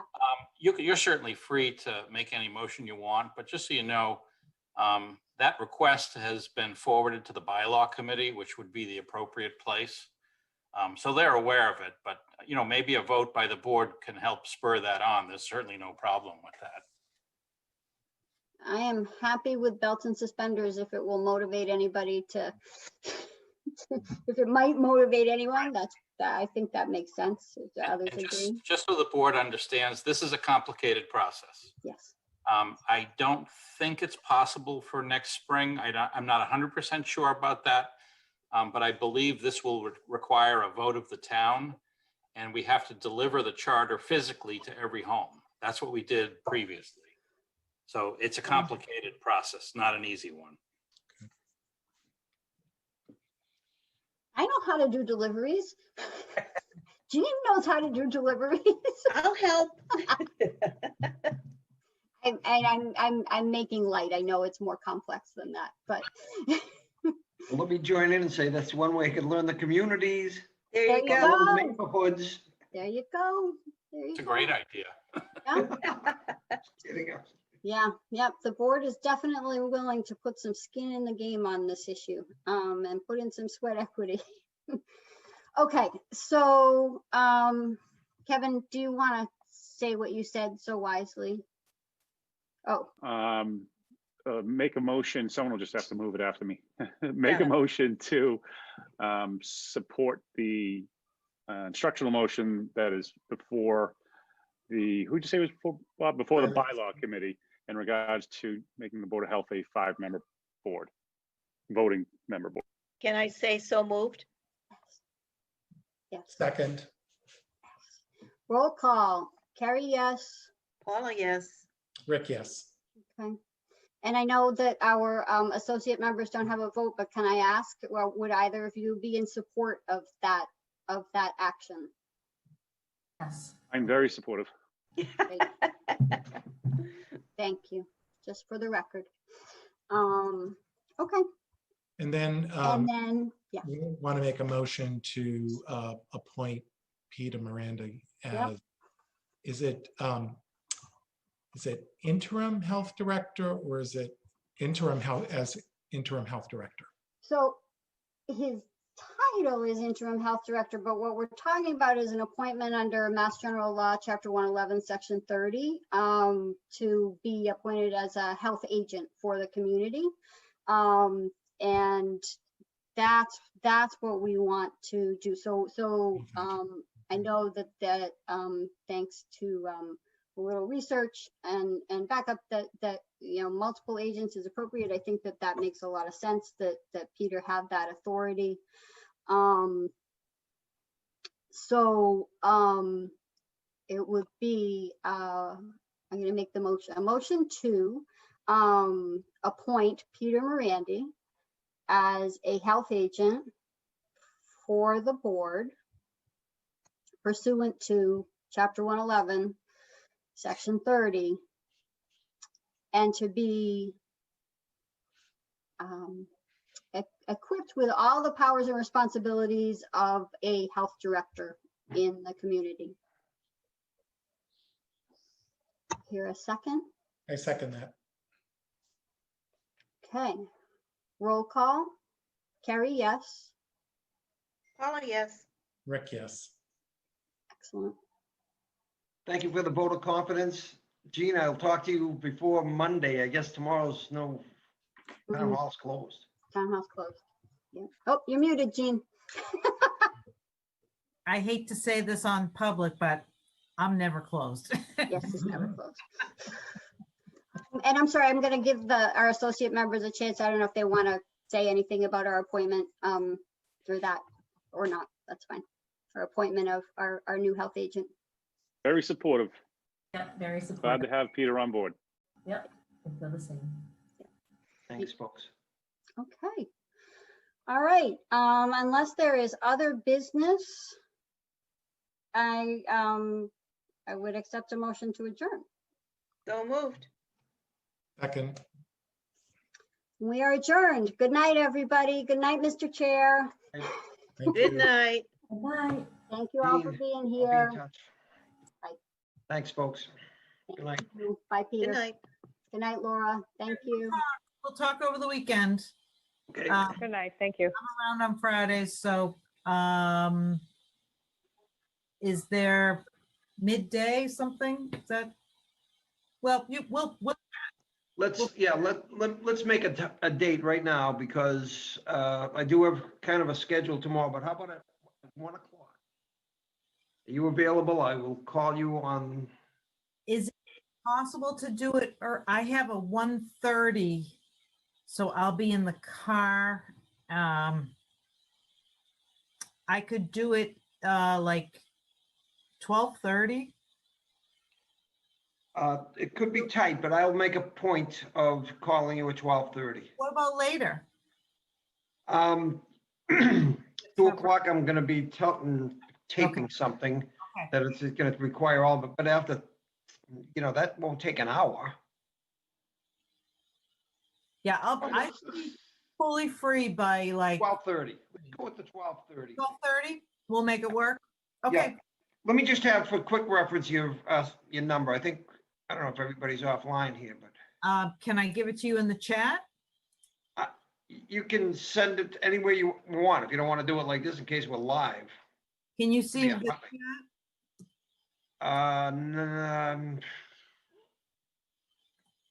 Let's see. Did that come through? I got it. I know I have yours someplace. I just, Yeah, same here.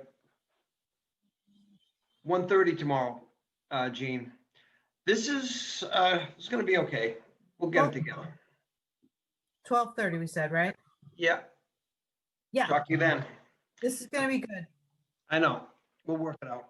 We'll do it. Okay. Thanks. Take Good care. night.